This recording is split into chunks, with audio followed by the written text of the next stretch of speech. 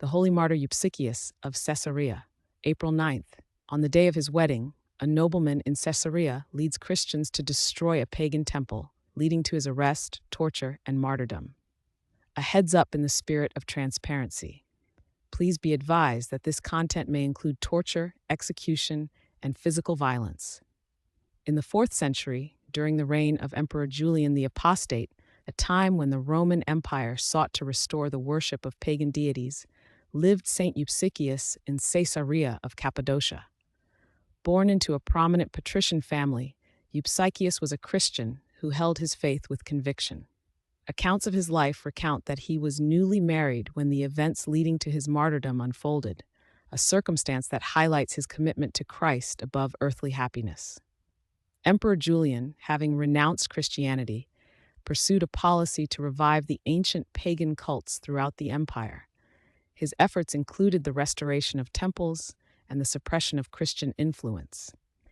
In Caesarea, a city with a significant Christian population, there stood a temple dedicated to the goddess Fortuna, also known as Tyche, who was considered the patroness of the city. It was on the very day of Saint Eupsychius's wedding, amidst the beginning of his earthly union, that his spiritual resolve was made manifest. Inflamed not by human passion, but by a profound commitment to the truth of Christ, he gathered a group of fellow Christians. Together, they proceeded to the pagan temple of Fortuna.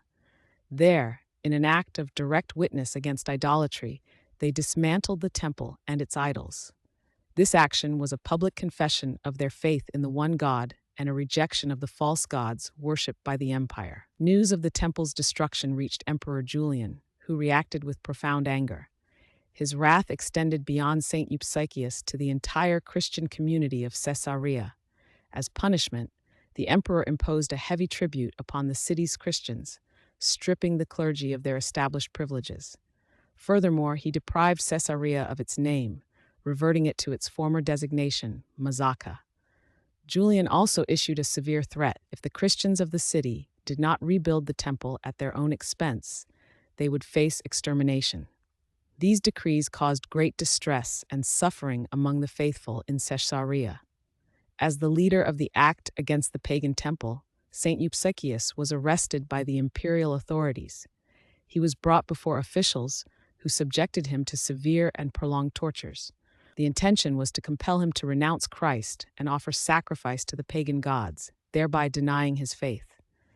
Despite the excruciating pain inflicted upon his body, Saint Eupsychius remained steadfast. He did not waver in his confession of Christ, refusing to deny the Lord even under duress. His endurance was a testament to the power of faith over physical suffering and worldly threats. Seeing that the tortures could not break his will or force him to apostatize, the authorities condemned Saint Eupsychius to death.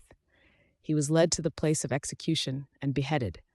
Thus, he completed his witness, offering his life as a sacrifice for Christ. After his martyrdom, faithful Christians gathered his body and buried it with reverence, preserving the relics of one who had confessed the Lord unto death. Following the death of Emperor Julian the Apostate, the persecution against Christians subsided. In time, a church was constructed over the relics of Saint Eupsychius in Caesarea. It became a place of pilgrimage and prayer. Through the intercessions of the holy martyr, miracles of healing were reported for those who approached his tomb with faith. Saint Eupsychius stands as an example of unwavering commitment to Christ. His actions, taken on a day typically associated with personal joy and new beginnings, demonstrated that for the Christian, devotion to God supersedes all earthly attachments. His steadfastness in torture and his ultimate sacrifice bear witness to the truth of the gospel and the power of faith to overcome the world.